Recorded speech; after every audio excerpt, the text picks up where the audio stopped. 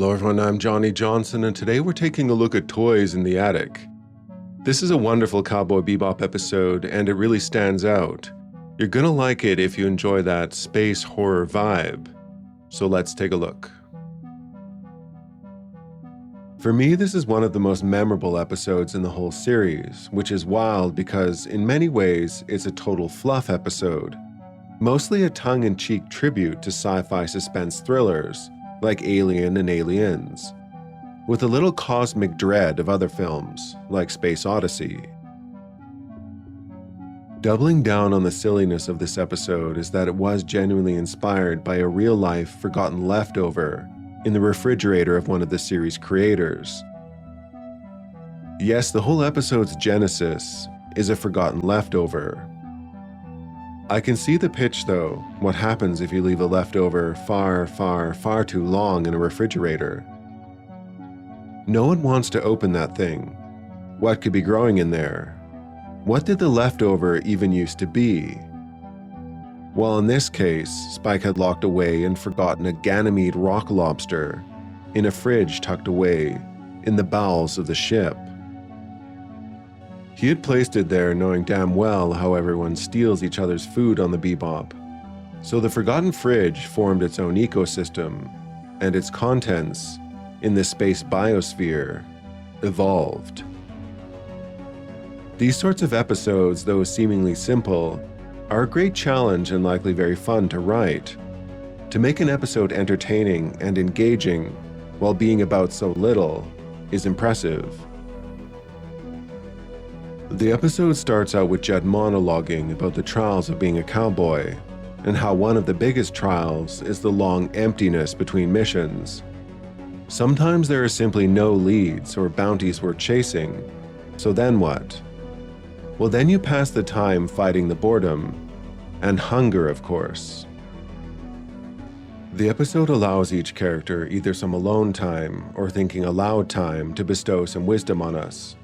The kind of wisdom that people drum up during long periods of self-reflection brought on by emptiness and boredom. Everyone is sharing a similar experience, but not entirely. Jet is a man of honor, sharing his belief in divine retribution. He doesn't believe it right to get rich off the labor of others.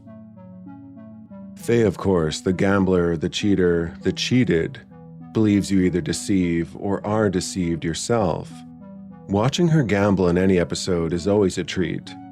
Spike, of course, can see right through her. Spike doesn't offer many words of wisdom in the episode, but he is the observer and the doer, often acting on subconscious thought. We meet our antagonist life form a few minutes into the episode. It's at first mysterious, but obviously fast and nimble. Jet is the first victim to be bitten. Written off as just a rat, the crew doesn't stress too much about it until he falls ill. Faye is the next victim. Then even Ein is taken out. Watching Spike get more and more concerned about the life form and develop a plan to kill or capture it is a joy. The Alien franchise tracking gear gets the mood very right. In fact, the whole episode gets the mood right, from the alien perspective, right down to the points of view, where you know that shit is going to go down. The episode balances lighthearted fun with times of genuine fear for the crew.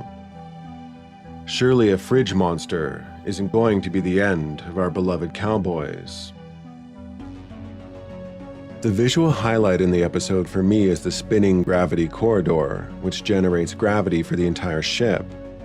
This corridor, along with all the corridors animated in the episode, makes you appreciate that this is, in fact, a large commercial ship, with airlocks, cargo holds, and corridors, all required for its functioning. Beyond the visuals, the sound design for the episode is spot on. You'll feel placed right on a deep space commercial vessel. It would be a spooky place to be, with the hum of mechanics, engines, systems, and vents. This is no luxury spaceship. The main showdown between Spike and our space blob is great. Spike can make a shootout even with a blob look convincing, But the episode tricked us. We forgot it started silly. It has to end silly too.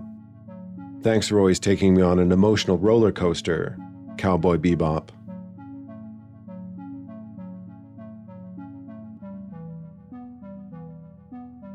Alright, I'm Johnny. Thanks for watching this review of Toys in the Attic. Do take care and have a nice rest of your day.